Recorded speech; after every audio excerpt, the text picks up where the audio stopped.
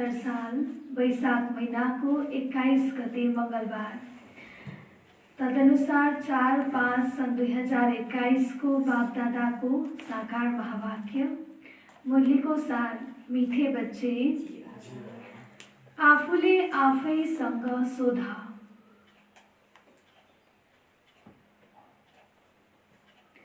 म कति समय बाबाको यादमा रहन्छु।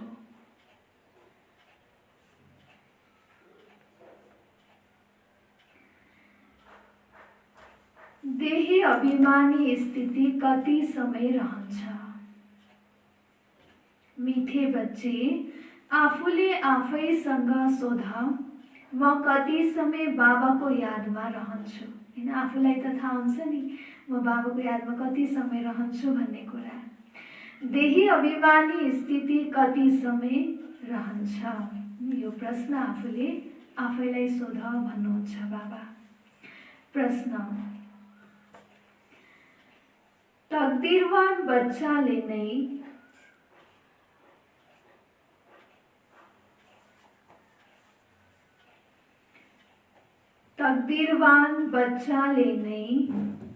बाबाको कुन चाहिँ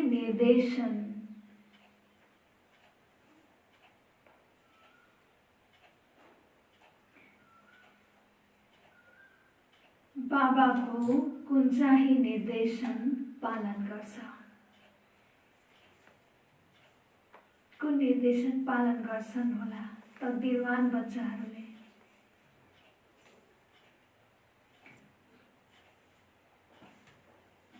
के होला बाबाको निर्देशन?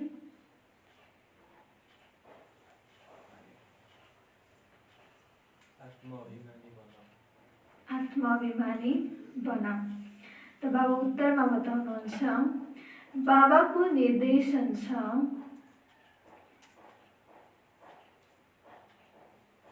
मीठे बच्चे आत्मा अभिमानी भव।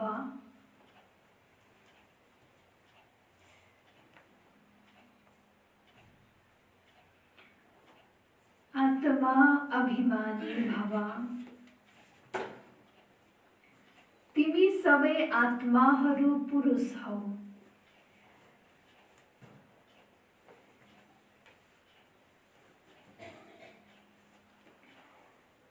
तिमी सबै आत्माहरू पुरुष हौ, स्त्री होइनौ।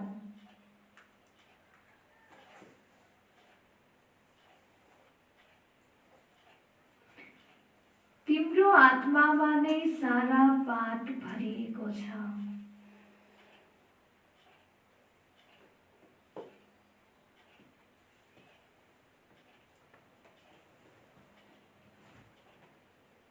सारा पाठ भरिएको छ।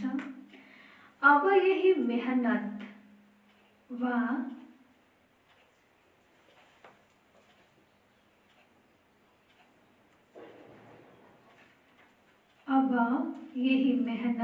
वा अभ्यास गर, म कसरी देही अभिमानी रहन सक्छु।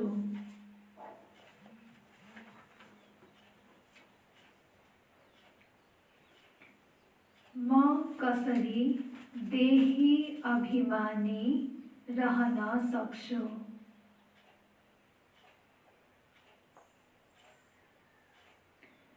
यही उच्च लक्ष्य हो। देही अभिमानी अवस्थामा रहनु नै बाबा भन्नुहुन्छ उच्च लक्ष्य हो। गीत, तकदीर जगाकर आई हो। ओम शान्ति। मीठा प्यारा रूहानी बच्चाहरूले गीत सुन्यो। रूहानी बच्चा अर्थात् जीवका आत्माहरूले भने हामी नयाँ दुनियाँको तकदीर अर्थात् स्वर्गको तकदीर बनाएर रूहानी बाबासँग बसेका छौँ। अब बच्चाहरू रूहानी अभिमानी अर्थात् आत्मा अभिमानी बन्नु छ। स्वर्गको तकदीर बाबासँग जुन तकदीर लिइराखेका छौँ हामीले, त्यसको लागि हामीलाई आत्मा अभिमानी बन्नु छ। ठुलो भन्दा ठुलो मेहनत यो हो। बाबा भन्दै हुनुहुन्छ सबैभन्दा ठुलो भन्दा पनि ठुलो मेहनत आत्मा अभिमानी बन्नु हो। आफूलाई आत्मा सम्झ र यस्तो सम्झ, म आत्माले 84 जन्म लिएको हुँ। कहिले ब्यारिस्टर, कहिले के बनेको हुँ। आत्मा पुरुष हो, सबै भाइ भाइ हुन्, न कि दिदी बहिनी। बाबा भन्दै हुनुहुन्छ आत्मा पुरुष हो, भाइ भाइ हुन्, न कि दिदी बहिनी। आत्माले भन्छ यो मेरो शरीर हो, त्यसैले यस हिसाबले आत्मा पुरुष, यो शरीर स्त्री भयो। बाबा के भन्दै हुनुहुन्छ? बाबा भन्दै हुनुहुन्छ आत्माले भन्छ यो मेरो शरीर हो, त्यसैले यस हिसाबले आत्मा पुरुष भयो र शरीर स्त्री भयो। हरेक कुरालाई राम्रोसँग बुझ्नु छ। बाबाले धेरै विशाल महीन बुद्धि बनाउनुहुन्छ। अहिले तिमीलाई थाहा छ म आत्माले 84 जन्म लिएको छु। संस्कार राम्रो वा नराम्रो आत्मामा रहन्छ हैन। सबै कुराको संस्कार, सबै रेकर्ड त हुने केमा हो? आत्मामा हो। ती संस्कारहरू अनुसार शरीर पनि त्यस्तै मिल्छ। सारा हिसाब आत्मामाथि छ। जस्तो किसिमको सुन हुन्छ त्यस्तै किसिमको गहना बन्छ। त्यसरी नै आत्मा जस्तो हुन्छ, जस्तो संस्कार आत्मामा रहन्छ त्यस्तै उसलाई शरीर प्राप्त हुन्छ। यसमा धेरै ठुलो मेहनत छ। जन्म जन्मान्तर लौकिक बाबालाई याद गर्यो, अब पारलौकिक बाबालाई याद गर्नु छ। आफूलाई घरिघरि आत्मा सम्झिनु छ। हामी आत्माले यो शरीर लिन्छौँ। अहिले हामी आत्माहरूलाई बाबाले पढाउनुहुन्छ। यो हो रुहानी ज्ञान जुन रुहानी बाबाले दिनुहुन्छ। पहिलो मुख्य कुरा हो बच्चाहरू देही अभिमानी भएर रहनु छ। बाबाले जुन ज्ञान दिनुहुन्छ र बाबा पहिलो मुख्य कुरा, सबैभन्दा ठुलो मेहनत र मुख्य कुरा के छ त? देही अभिमानी बन्नु। देही अभिमानी भएर रहनु यो धेरै उच्च लक्ष्य हो, ज्ञान उच्च होइन। बाबा भन्दै हुनुहुन्छ ज्ञान चाहिँ उच्च होइन, तर देही अभिमानी अवस्थामा स्थित भएर रहनु त्यो नै उच्च लक्ष्य हो। ज्ञानमा मेहनत छैन। सृष्टिलाई जान्नु यो हो इतिहास भूगोल। ज्ञानमा त्यति मेहनत छैन। सृष्टिलाई जान्नु यो त इतिहास भूगोल हो। उच्च भन्दा उच्च बाबा हुनुहुन्छ। फेरि छन् सूक्ष्म वतनका देवताहरू। विश्वको इतिहास भूगोल त मनुष्य सृष्टिमा हुन्छ। मूल वतन सूक्ष्म वतनमा कुनै इतिहास भूगोल हुँदैन। त्यो हो नै शान्तिधाम। सतयुग हो सुखधाम, कलियुग हो दुःखधाम। यहाँ रावण राज्यमा कसैलाई शान्ति मिल्न सक्दैन। यो रावण राज्य, यसमा कसैलाई पनि शान्ति छैन। अब तिमी बच्चाहरूलाई ज्ञान मिलेको छ। हामी आत्माहरू हौ नै शान्तिधाममा रहनेहरू। यी अङ्गहरू कर्म गर्नको लागि हुन्, चाहे कर्म गर वा नगर। हामी त आत्मा हौ, हाम्रो स्वधर्म शान्ति हो। कर्मयोगी हौ नि, कर्म पनि अवश्य गर्नु छ। कर्म सन्यासी कहिल्यै हुन सकिँदैन। यो पनि यी सन्यासीहरूको पाठ हो। घरबार छोडेर जान्छन्, खाना पकाउँदैनन्, गृहस्थीहरूसँग भिक्षा माग्छन्। यो पनि ड्रामामा छ। फेरि पनि ती गृहस्थीहरू कहाँ खान्छन्? भले उनीहरूले गृहस्थ धर्मलाई त्याग्छन्, तर पनि आफैले खाना पकाउने त्यो सबै गर्दैनन्। गृहस्थीहरू कहाँ गएर खान्छन् भन्नुहुन्छ बाबा। घरबार छोडेर कर्म त फेरि पनि गर्छन्। कर्म सन्यास त हुन सक्दैन। कर्म सन्यास तब हुन्छ जब आत्मा शान्तिधाममा रहन्छ। आत्मा जब शान्तिधाममा हुन्छ त्यहाँ यो शरीर हुँदैन हैन। कर्मेन्द्रियहरू हुँदैनन्। कर्मेन्द्रिय नभएपछि त्यहाँ आत्माले कुनै पनि कर्म गर्दैन। आत्मा त बिन्दी स्वरूप आत्मिक अवस्थामा मात्रै त्यहाँ हुन्छ, परमधाममा। त्यहाँ कर्मेन्द्रियहरू नै हुँदैनन् भने कर्म कसरी गर्ने? यसलाई कर्म क्षेत्र भनिन्छ। कर्म क्षेत्रमा सबै आउनुपर्छ, त्यो हो शान्तिधाम अथवा मूलवतन। यस्तो होइन ब्रह्मामा आत्मा लीन हुनु छ, आत्माहरू शान्तिधामका निवासी हुन्, फेरि यहाँ कर्म क्षेत्रमा पाठ खेल्न आउँछन्। यो हो विस्तृत कुरा। छोटकरीमा त भनिन्छ आफूलाई आत्मा निश्चय गर अनि बाबालाई याद गर, तब विकर्म विनाश हुन्छ। बाबाको याद मात्रै गरेर विकर्म विनाश हुन्छ कि हुँदैन होला? आफूलाई आत्मिक अवस्थामा स्थित गराएर बाबालाई याद गर्नु पर्यो। यसलाई नै भारतको प्राचीन योग भनिन्छ। वास्तवमा यसलाई योग पनि होइन, के भन्नुपर्छ होला? याद भन्नुपर्छ, योग होइन। यसमा मेहनत छ, योगी धेरै कम बन्छन्। जो पक्का योगी छन् उनीहरू एकदमै कम छन्। योगको शिक्षा पहिला चाहिन्छ, पछि ज्ञान। पहिला मुख्य हो बाबाको याद। बाबा भन्नुहुन्छ देही अभिमानी बन, यो हो रूहानी यादको यात्रा। यो रूहानी यादको यात्रामा हामीलाई देही अभिमानी बन्नु छ। ज्ञानको यात्रा होइन, यसमा धेरै मेहनत गर्नुपर्छ। कोही त बिके कहलाउँछन् तर बाबालाई याद गर्दैनन्। बाबाले आज यादको बारेमा भन्दै हुनुहुन्छ। बिके त भन्छन्, बाबाले हिजो पनि यादकै बारेमा भन्नुभएको थियो, तर पनि बाबाको याद छैन, गर्दैनन्। बाबा आएर ब्रह्माद्वारा तिमी बच्चाहरूलाई देही अभिमानी बनाउनुहुन्छ। यिनी देह अभिमानी थिए, अहिले देही अभिमानी बन्ने पुरुषार्थ चलिरहेको छ। शिव बाबाले ब्रह्माद्वारा नै हामीलाई सबै कुरा सिकाउनु भयो। ब्रह्मा कुनै भगवान होइनन्, यहाँ त सबै मनुष्य मात्र पतित छन्। पावन श्रेष्ठाचारी एउटा पनि छैन। आत्माको लागि नै भनिन्छ पुण्य आत्मा पाप आत्मा। मनुष्यले पनि भन्छन् मेरो आत्मालाई हैरान नगर। किन होला मेरो आत्मालाई हैरान नगर भन्ने? दुःख के कसले रहेछ त महसुस गर्ने? आत्माले, हैन? सुख दुःख मान अपमान त्यो सबै आत्माले महसुस गर्छ। त्यसकारणले भनिन्छ मेरो आत्मालाई हैरान नगर।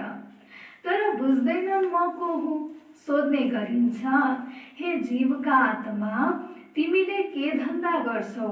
भन्छन् म आत्माले यो शरीरद्वारा फलानो धन्दा गर्छु। सबैभन्दा पहिला यो निश्चय गरेर बाबालाई याद गर। यो रूहानी ज्ञान बाबाले सिवाय कसैले दिन सक्दैन। बाबा आएर देही अभिमानी बनाउनुहुन्छ। यस्तो होइन ज्ञानमा कोही अगाडि जान्छ भने ऊ पक्का देही अभिमानी बनेको हुन्छ। बाबाले भन्दै हुनुहुन्छ हैन, जो ज्ञानमा अति नै पक्का छ, ज्ञान सुनाउनमा एकदमै प्रखर छ, यस्तो होइन कि ज्ञानमा अगाडि हुँदैमा ऊ देही अभिमानी अवस्थामा हुन्छ भन्ने हुँदैन भन्नुहुन्छ बाबा। त देही अभिमानी जो हुन्छ उसले ज्ञानलाई राम्रोसँग धारणा गरेको हुन्छ। बाँकी त धेरै छन् जसले ज्ञानलाई राम्रोसँग बुझेका छन् तर शिव बाबाको याद भुल्छन्।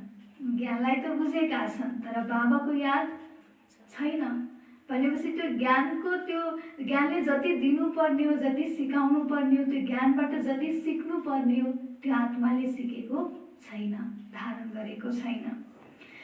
घरिघरि आफूलाई आत्मा सम्झिएर बाबालाई याद गर्नु छ। यसमा जिन्न जस्तो हुनुपर्छ, कहिले पनि नथाक्ने, हैन? आफूलाई आत्मा सम्झेर बाबालाई घरिघरि याद गर्ने यस्तो हुनुपर्छ। जिन्नको कथा छ, बाबाले पनि यो काम दिनुहुन्छ, मलाई याद गर नत्र मायाले तिमीलाई खाइदिन्छ। जस्तो जिन्नको कहानी थियो नि, मलाई केही सेवा दिने भइदियो नत्र म खाइदिन्छु। त्यसकारण के सेवा दिने त? सिडी चढ झरा त्यो त कहिले पनि सकिने भएन। त्यसले बाबा भन्नुहुन्छ जिन्दको जसरी नै मलाई याद गर। बाबाले अनेक ड्रिलहरू सिकाउनुहुन्छ, नत्र फेरि मायाले तिमीलाई खाइदिन्छ भन्नुहुन्छ बाबा।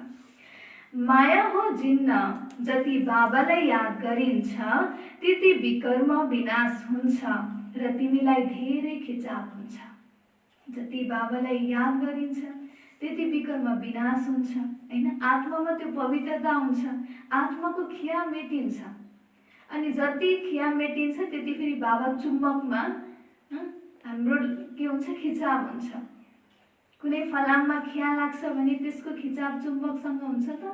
हुँदैन हैन। त्यसैले जब विकर्म विनाश हुन्छ, जति याद गरिन्छ त्यति विकर्म विनाश हुने भयो, त्यति बाबाप्रतिको खिचाव पनि बढ्दै जाने भयो। मायाले उल्टो बनाएर तिमीलाई धेरै तुफानमा ल्याउँछ। बुद्धिमा यही याद रहोस्, म आत्मा बाबाको बच्चा हुँ। एउटै याद रहोस्, म बाबाको बच्चा हुँ, म आत्मा। यस खुसीमा रहनु छ, देह अभिमानमा आउनाले मायाले थप्पड लगाउँछ। हातम ताईको खेल पनि देखाउँछन्, मुहलरा राखेपछि हराउँछ। तिमीलाई पनि मायाले हैरान पार्दैन यदि बाबाको यादमा बस्यो भने। हैन, हरेक चिजको बाबाले एउटा फर्मुला बताउनु भएको छ। मायाले हैरान कतिखेर पार्दैन, जब हामी बाबाको यादमा रहन्छौँ। यसैमा नै युद्ध चल्छ, तिमीले पुरुषार्थ गर्छौ, याद गर्ने त मायाले यसरी नाकलाई समात्छ, जसकारण याद गर्न दिँदैन। हामी पुरुषार्थ त गर्न खोज्छौँ, याद त गर्न खोज्छौँ, तर मायाले हाम्रो नाकलाई यसरी समातिदिन्छ र हामीलाई पुरुषार्थ पनि गर्न दिँदैन। तिमी हैरान भएर सुत्छौ, मायासँग यति युद्ध चल्छ। बाँकी विश्वको इतिहास भूगोल त धेरै सरल छ। तिमीलाई घरिघरि भनिन्छ, सदैव सम्झ अब हाम्रो 84 जन्म पुरा भयो, अब हामी जान्छौँ बाबासँग मिल्न। यो याद रहन मुस्किल छ। बाबा बार बार बताइराख्नु भएको छ हैन, याद रहन, बाबालाई याद गर्न। भले ज्ञान स्मृतिमा होला, तर बाबाको याद गर्न मुस्किल छ।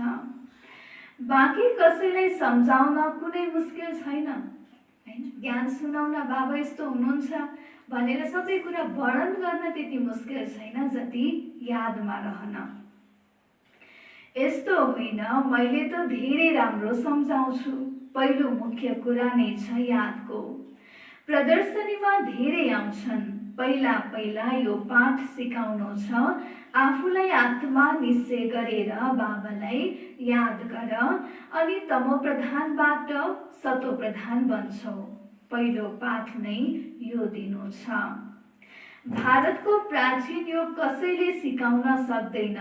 बाबा जब आएर सिकाउनुहुन्छ तब सिक्न सकिन्छ। मनुष्यले मनुष्यलाई राजयोग सिकाउन सक्दैन, असम्भव छ। भले राजयोगको नाममा अरू योगहरू सिकिराखेका छन् र सिकाइराखिएको छ। राजयोग सिकाउनको लागि केवल स्वयं परमपिता परमात्मा नै यस धरतीमा आएर सिकाउनुहुन्छ। मनुष्यले मनुष्यलाई त्यो योग सिकाउन सक्दैन। सत्ययुगमा त हुन्छ नै पावन, त्यहाँ त प्रारब्ध भोग्छौ, त्यहाँ ज्ञान अज्ञानको कुरा हुँदैन। भक्ति मार्गमा नै बाबालाई पुकार्छन्, आएर दुःख हरेर सुख दिनुहोस्। सत्ययुग त्रेतामा कुनै गुरु गोसाई हुँदैनन्। सत्ययुग त्रेतामा कुनै गुरु गोसाईको आवश्यकता नै पर्दैन। त्यहाँ त सद्गति पाइसकेका हुन्छन्। सद्गतिको वर्षा 21 जन्मको लागि तिमीले पाउन सक्छौ 21 पिँढी। भन्छन् ब्रह्म कुमारी त्यो हो जसले 21 पिँढीको उद्धार गर्छन्। यो यहाँ नै गायन गरिन्छ, यहाँ नै तिमीलाई 21 पिँढीको वर्षा मिल्छ। त्यहाँ तिमी एउटै देवी देवता धर्मका हुन्छौ, अरू कुनै धर्म हुँदैन। सबै कुरा एउटै हुन्छ त्यहाँ, तर यहाँ कति अनेक थरीको मत मतान्तर धर्म पनि अनेक छन्। बाबा आएर तिमीलाई मनुष्यबाट देवता बनाउनुहुन्छ। पवित्र नभएसम्म हामी कसरी फर्किएर जान सक्छौँ हैन? जस्तो दुनियाँमा जाने हामी पनि त्यस्तै बन्न पर्यो हैन?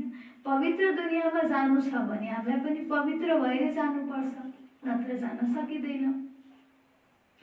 यहाँ त सबै विकारी पतित छन्, जो धर्म स्थापक छन् उनीहरूले फेरि पालना गर्छन्, उनीहरूको धर्मको वृद्धि हुँदै जान्छ।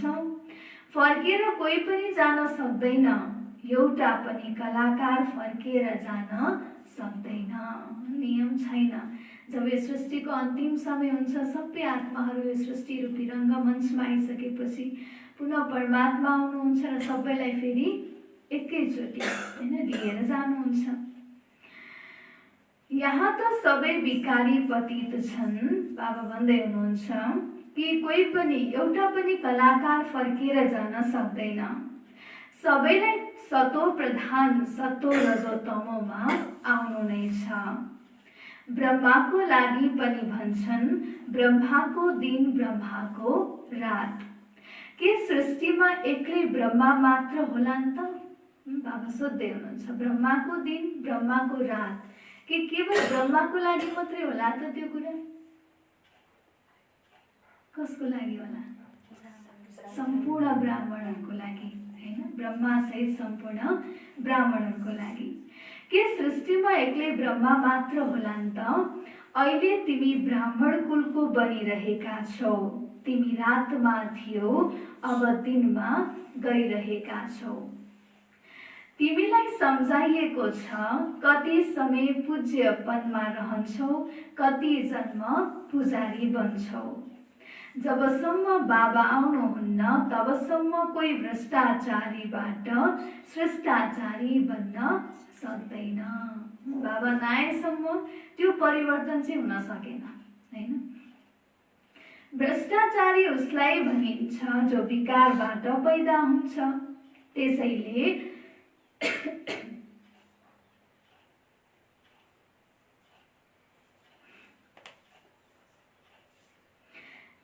यसलाई नर्क भनिन्छ। स्वर्ग र नर्क दुवैमा यदि दुःख भयो भने फेरि त स्वर्ग नै भनिँदैन। स्वर्ग पनि एउटै नर्क पनि एउटै भयो भने त त्यहाँ कुनै फरक नै भएन हैन? जबसम्म पुरा बुझेका हुँदैनन् उल्टो सुल्टो प्रश्न गर्छन्। तिमीले सम्झाउनु छ भारतवर्ष धेरै उच्च थियो, जसरी ईश्वरको महिमा अपरम अपार छ त्यसै गरी भारतको पनि महिमा अपरम अपार छ। भारत के थियो यस्तो कसले बनायो? बाबाले जसको महिमा गाउँछन्, बाबा नै आएर बच्चाहरूलाई विश्वको मालिक बनाउनुहुन्छ। भगवान कुन धरतीमा आउनुहुन्छ? भारत भूमिमा हैन? श्रीकृष्ण पनि कहाँ? फर्स्ट प्रिन्स भारत भूमिमा हैन? त्यसकारणले गर्दा अनेक हैन त्यस्ता अनेक गुणहरू विशेषताहरू भएका कारणले गर्दा भारत भूमिको धेरै महिमा छ। मनुष्य मात्रलाई दुर्गतिबाट सद्गतिमा लैजानुहुन्छ, शान्ति धाममा लिएर जानुहुन्छ। जसको लागि नै मनुष्यहरूले पुरुषार्थ गर्छन् त्यसलाई अटल सुख, अटल शान्ति, अटल पवित्रता भनिन्छ। त्यहाँ तिमी सुखमा पनि हुन्छौ, शान्तिमा पनि हुन्छौ र बाँकी आत्माहरू शान्तिमा रहन्छन्। सबैभन्दा बढी जन्म तिमीले लिन्छौ। जो हिरो पारधारी हो उसैले नै धेरै जन्म लिन्छ। सतयुगबाट अन्तिम समयसम्म हामी नै आउने रहेछौँ हैन? त्यसकारणले गर्दा हामीले नै सबैभन्दा बढी जन्म लिन्छौँ। बाँकी कम जन्म लिनेहरू अटल शान्तिमा रहन्छन्। उनीहरू मानव लामखुट्टे सरह आएर एक आधा जन्म पाठ खेल्छन्। त्यसको के महत्त्व हैन? अलिकति मात्रै पाठ खेल्नेको के महत्त्व? कुनै ड्रामा हेर्छौँ भने विभिन्न कलाकारहरू हुन्छन्, एक्टरहरू हुन्छन्, कसैको मुख्य भूमिका हुन्छन्, ऊ भएन भने त्यो ड्रामा नै खल्लो हुन्छ हैन? कोही फेरि एपियरेन्स गर्ने मात्रै भर्खरै आएर देखा पर्ने जाने, कुनै डायलग छैन, केही पनि छैन। त्यसरी नै अनेक आत्माहरूको अनेक पाठ छ यो ड्रामामा। त्यसको कुनै महत्त्व हुँदैन। लामखुट्टेको के महत्त्व छ? रातमा नै जन्म लिन्छन्, रातमा नै मर्छन्। यस समयमा धेरै जसोले शान्ति नै चाहन्छन्, किनकि यस समयका गुरुहरू हुन् शान्ति धाममा जानेवाला। तिमी यहाँ आएका छौ स्वर्गवासी बन्नको लागि। स्वर्गवासीलाई शान्तिवासी भनिँदैन। बाबा भन्दै हुनुहुन्छ स्वर्गवासीलाई शान्तिवासी भनिँदैन। शान्तिवासी निराकारी दुनियाँलाई भनिन्छ। आज बाबाले शान्तिवासी भन्नुभएको छ है। मुक्ति शब्द गुरुहरूबाट सिक्छन्। माताहरूले व्रतमा नियम राख्छन् वैकुण्ठपुरीमा जानको लागि। कोही मर्यो भने पनि भन्छन् स्वर्गवासी भयो, कुनै जाने होइन, तर यस्तो मान्छन् जान त जाने होइन स्वर्गमा हैन। स्वर्ग त छँदै छैन अहिलेको समयमा, यही धरतीमा स्वर्ग स्थापना हुने हो, तर पनि भन्छन् के त स्वर्गवासी हुनुभयो। सम्झन्छन् दुनियाँ वैकुण्ठ थियो, शिव बाबा यहाँ नै आएर स्वर्गको रचना रच्नुहुन्छ। अवश्य यही नै रच्नुहुन्छ, स्वर्गमा त आउनुहुन्न। भन्नुहुन्छ म आउँछु स्वर्गको र नर्कको सङ्गममा। बाबा आउनुहुन्छ स्वर्ग र नर्कको सङ्गममा। बाबा आएर स्वर्गको स्थापना गर्नुहुन्छ, तर फेरि स्वर्गमा जानुहुन्न। कल्प कल्पको सङ्गममा आउनुहुन्छ। उनीहरूले फेरि युगे युगे लेखिदिएका छन्। कल्प शब्द भुलेका छन्, यो पनि खेल बनेको छ, फेरि त्यही दोहोरिन्छ। हर चीज फेरि पुनः रिपिट हुन्छ। यस अन्तिम जन्ममा तिमीले बाबालाई र सृष्टि चक्रलाई जानेका छौ। कसरी स्थापना हुन्छ नम्बरवार, त्यो अहिले तिमीले जानेका छौ। यो सारा खेल तिम्रो नै बनेको छ। यो ड्रामामा सारा खेल हाम्रो नै बनेको छ भन्नुहुन्छ बाबा। अहिले तिमीले बाबाद्वारा राजयोग सिक्छौ। बाबाको यादबाट नै राज्य पाउँछौ। बाबा आएर नै हामीले राज्य सिक्ने मौका पायौँ हैन। त फेरि बाबाको यादबाट नै राज्य पाउँछौ। हामीलाई सम्पूर्ण प्राप्ति शिव बाबाबाट नै छ। चित्रहरू पनि छन् नि, यी सबै चित्र कसले बनायो? बाबा सोध्दै हुनुहुन्छ यो सबै चित्र कसले बनायो? इनका कोही गुरु गोसाई त छैन। यदि कोही गुरु हुन्थे भने पनि गुरुका एउटै शिष्य मात्र कहाँ हुन्थे र हैन। एउटा मात्रै शिष्य त हुँदैनन् गुरुहरूको, अनेक हुन्थे नि। यो ज्ञान एक बाबा सिवाय अरू कसैले जान्न सक्दैन। धेरैले सोध्छन् यी चित्र तिम्रो दादाले बनाउन लगाएका हुन्। चित्र देखेर सोध्छन् कि यो चित्र के दादाले बनाउन लगाउनु भएको हो? यो त बाबाले दिव्य दृष्टिले साक्षात्कार गराउनु भएको हैन। बाबाले दिव्य दृष्टिद्वारा साक्षात्कार गराउनु भयो हैन। कस्तो चित्र राख्ने करेक्सन पनि गराउनुहुन्थ्यो है। त त्यसरी नै यो चित्रहरू बनेका हुन्। वैकुण्ठको पनि साक्षात्कार गराउनु भएको छ। त्यहाँ कसरी विद्यालय चल्छ, के भाषा हुन्छ, सबै साक्षात्कार गरेका छन् हैन। जसरी यज्ञको सुरुवातमा पनि साक्षात्कारको पाठ चलेको थियो हैन। कसरी स्वर्ग कस्तो हुन्छ, त्यहाँ कस्तो रसम रिवाज हुन्छ, सबै कुराको साक्षात्कार भयो। जब बच्चाहरू भट्टीमा थिए, बाबाले बच्चाहरूलाई बहलाउनुहुन्थ्यो। कराचीमा केवल तिमी मात्रै अलग रहेका थियौ, मानव आफ्नै राजै थियो हैन। जुन भट्टीको समयमा त्यो समयमा त संसारको सबै प्रभावबाट अलग हुनुहुन्थ्यो हैन। जति पनि दादी दिदीहरू सबै त्यो सङ्गठनमा हुनुहुन्थ्यो। संसारमा के भइरहेको थियो, भित्र गुप्त तपस्या चलिराखेको थियो हैन। स्व परिवर्तनको, आत्मालाई सशक्त बनाउने कार्य स्वयं निराकार परमज्योति परमात्माबाट चलिराखेको थियो त्यो समयमा। त आफ्नै मानव आफ्नै राजै थियो, आफ्नो तात आफ्नो बात अरू कसैले बुझ्नै सक्दैन थियो। सम्झिन्थे यो खुदा प्रस्त हो। बाबाले सम्झाउनु भएको छ, तिमी हौ नन्स, एक बाबा दोस्रो न कोही। एक बाबा सिवाय अरू कसैको याद गर्नु छैन। बाबाले बार बार यादको बारेमा हामीलाई बताइरहनु भएको छ हैन। कोही पनि देहधारीलाई याद गर्नु छैन, कसैलाई पनि बाबा सिवाय अरू कुनै व्यक्ति वस्तु वैभव कसैलाई पनि याद गर्नु छैन। ती नन्सले क्राइस्टलाई मात्र जानेका हुन्छन्, उनी सिवाय कसैलाई होइन। तिमीलाई थाहा छ वर्षा एक शिव बाबाबाट मिल्छ। शिव बाबा त हुनुहुन्छ नै बिन्दु, उहाँले पनि कोहीद्वारा नै सम्झाउनुहुन्छ नि। अब बिन्दु बाबाले कोद्वारा सम्झाउने? ज्योति बिन्दुलाई पनि त कर्मेन्द्रियता चाहियो बाबालाई। त्यस कारणले गर्दा बाबाले ब्रह्माको रथलाई सहारा लिएर फेरि हामीलाई ज्ञान सिकाउनुहुन्छ। प्रजापिता ब्रह्मा त अवश्य यहाँ छन्, बाबा भन्नुहुन्छ यिनको धेरै जन्मको अन्त्यको जन्ममा पतित शरीरमा प्रवेश गर्छु। शिव बाबा प्रवेश गर्नुहुन्छ ब्रह्मा बाबाको अन्तिम जन्मको शरीरमा हैन, पतित शरीरमा आएर बाबा प्रवेश गर्नुहुन्छ हैन। अनि फेरि हामी आत्माहरूलाई ज्ञान सुनाउनुहुन्छ, राजयोग सिकाउनुहुन्छ, अनि फेरि आत्मा शुद्धिकरण गर्ने तरिका बताएर फेरि हामीलाई पावन बनाएर लैजानुहुन्छ। अच्छा, मिठे मिठे सिकिल दे बच्चाहरूप्रति माता पिता बाप दादाको याद प्यार एवं गुड मर्निङ। रूहानी बाबाको रूहानी बच्चाहरूलाई नमस्ते, रूहानी बच्चाहरूको रूहानी बाबालाई गुड मर्निङ। नमस्ते बाबा, नमस्ते, गुड मर्निङ। धारणाको लागि मुख्य सार 1 नम्बर,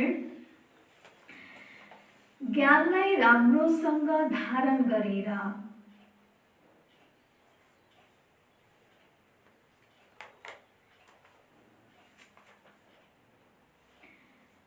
देही अभिमानी बन्नु छ।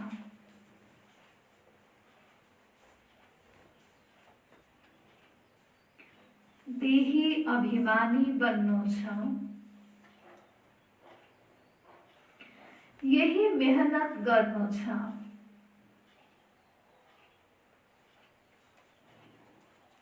यही मेहनत गर्नु छ। यो नै उच्च लक्ष्य हो।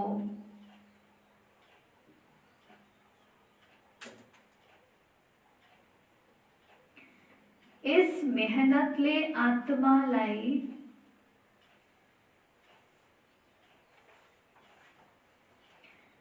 यो नै उच्च लक्ष्य हो। इस मेहनतले आत्मालाई सतो प्रधान बनाउनु छ।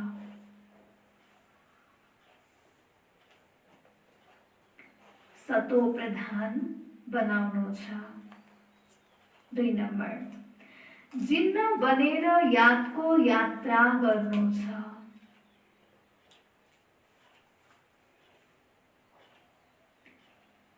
जिन्न बनेर यादको यात्रा गर्नु छ। मायाले जतिसुकै विघ्न पारोस्,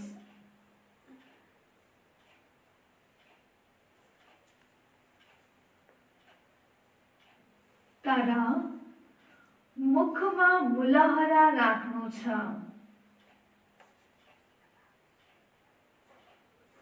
मायाले जतिसुकै विघ्न पारोस्, तर मुखमा मुलहरा राख्नु छ। मायाबाट हैरान हुनु छैन।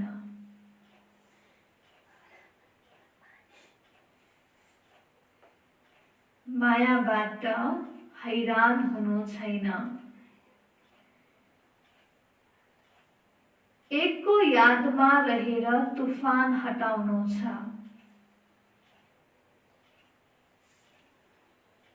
एकको यादमा रहेर तुफान हटाउनु छ। बाबाले पहिलाको मुरलीमा पनि भन्नुभएको थियो, जब तिमी बाबाको यादमा बिजी रहन्छौ भने माया पनि सोध्छ बिजी छ, समय नै छैन, अनि गएर पनि के काम हैन।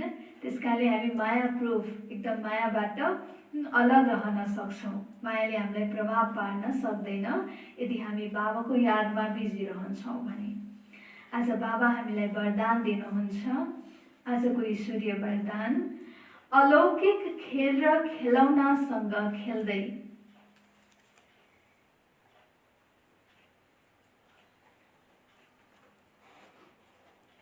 अलौकिक खेल र खेलौनासँग खेल्दै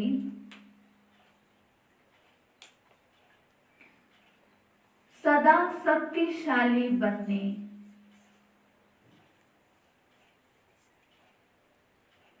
अचल अडोल भव।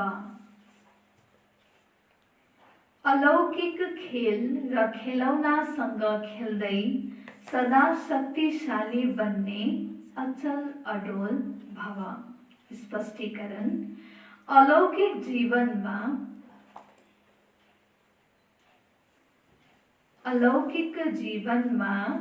मायाको विघ्न आउनु पनि अलौकिक खेल हो। बाबा भन्दै हुनुहुन्छ मायाको विघ्न आउनु पनि के हो, एक प्रकारको खेल हो। जसरी शारीरिक शक्तिको लागि खेल गराइन्छ, त्यस्तै अलौकिक युगमा परिस्थितिलाई खेलौना सम्झेर यो अलौकिक खेल खेल। शरीरलाई तन्दुरुस्त राख्नको लागि खेल खेलिन्छ नि, हैन? त्यस्तै बाबा भन्दै हुनुहुन्छ कि यो अलौकिक युगमा पनि परिस्थितिहरूलाई खेलौना सम्झेर यो अलौकिक खेल खेल। यी परिस्थितिहरूसँग नडराऊ, नआत्तिऊ, सर्वसङ्कल्प सहित स्वयंलाई बापदादामाथि बलिहार गरिदेऊ, तब मायाले कहिले आक्रमण गर्न सक्दैन। सधैँ अमृत बेला साक्षी बनेर स्वयंलाई सर्वशक्तिहरूले श्रृङ्गार गर, तब अचल अडोल रहन्छौ। जब अमृत बेला हामी बाबासँग, होइन, बाबालाई याद गर्छौँ, बाबासँग रुहरिहान गर्छौँ, त्यतिखेर स्वयंलाई सर्वशक्तिहरूले श्रृङ्गार गर्यो भने हामी अचल अडोल रहन सक्छौँ। स्लोगन, कुनै पनि सांसारी समाचार सुन्नु, कुनै पनि सांसारिक समाचार सुन्नु, सुनाउनु,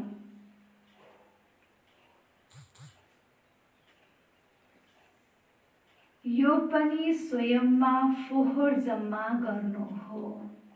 बाबा भन्दै हुनुहुन्छ कुनै पनि प्रकारको संसारमा के घटिराखेको छ, हैन, सांसारिक समाचार सुन्नु र सुनाउनु, यो पनि के रहेछ, स्वयंमा फोहोर जम्मा गर्नु हो। हैन, सुन्नु भनेको आफूले आफैमा फोहोर जम्मा गराएको भयो, अरूलाई सुनाउनु भनेको अरूलाई पनि त्यो फोहोर दिएको भयो, हैन। ओम शान्ति। बाबाले आज मुरलीको सारमा बताउनु भयो, मिठे बच्चे, आफूले आफैसँग सोध, म कति समय बाबाको यादमा रहन्छु? देही अभिमानी स्थिति कति समय रहन्छ? प्रश्न, तकदीरवान बच्चाले नै बाबाको कुन चाहिँ निर्देशन पालन गर्छ?